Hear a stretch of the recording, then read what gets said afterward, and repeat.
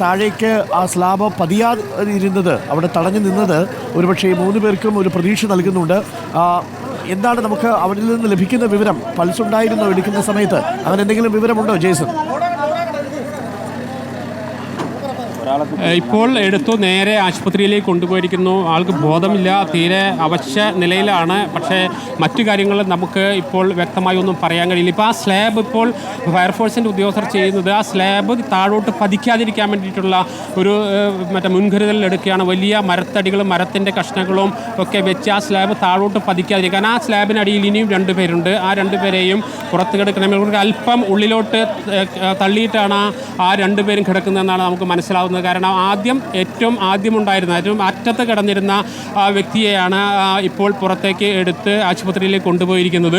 ഇനി 2 പേർ കൂടി ഇതിനടിയിലുണ്ട്. ആ സ്ലാബിന് താഴോട്ട് പതിച്ചാൽ കൂടുതൽ അപകടകരമായ സ്ഥിതി ഉണ്ടാകുക. ആ സ്ലാബ് ഏതെങ്കിലും രീതിയിൽ താഴോട്ട് പതിക്കാതിരിക്കാൻ വേണ്ടി അതിന് കുത്തു കൊടുക്കുകയാണ്.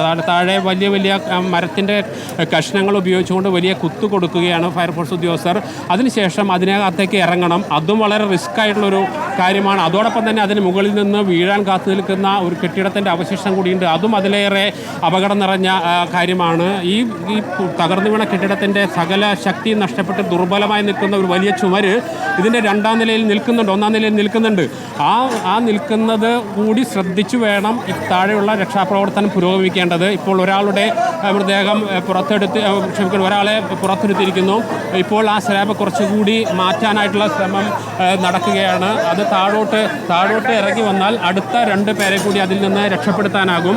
ഇപ്പോൾ വളരെ ചെറിയൊരു സ്ഥലത്താണ്, വളരെ റിസ്കി ആയിട്ടുള്ള ഒരു രക്ഷാപ്രവർത്തനമാണ് എന്ന് നമുക്ക് ജീവൻ ഉണ്ടാകും എന്ന് തന്നെയാണ് നമ്മൾ ഇപ്പോഴും പ്രതീക്ഷിക്കുന്നത്. ജീവന്റെ തുടിപ്പ് ഉണ്ടാവട്ടെ എന്ന് നമ്മൾ പ്രതീക്ഷിക്കുന്നു. ഇനി 2 പേരെ കൂടി കിട്ടാനുണ്ട്. ഇന്ന് രാവിലെ 6:10 കൂടിയാണ് ഈ കെട്ടിടം ഇടിഞ്ഞു വീണത്. ഇതിൽ വലിയ സ്ലാബാണ് ഇനി നീക്കം ചെയ്യേണ്ടത്.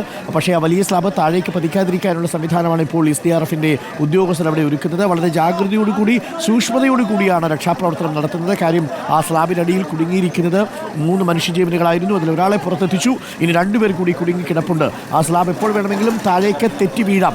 അതിലൊരു വലിയ പ്രതീക്ഷ നൽകുന്ന ഒരു ഭാഗം, സ്ലാബിൻ്റെ ഒരു വലിയ ഭാഗം അതിൻ്റെ സൈഡിൽ ഇടിച്ചു കിടക്കുകയാണ്. അതുകൊണ്ട് സ്ലാബിൻ്റെ അടിയിൽ ഒരു ഗുഹ പോലെ ഒരു പ്രദേശമുണ്ട്.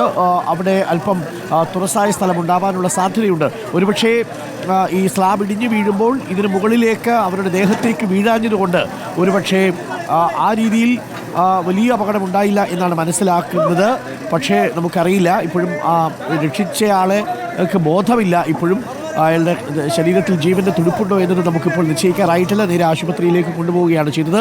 ഏകദേശം 2 മണിക്കൂറാവുന്നു അപകടം നടന്നിട്ട്.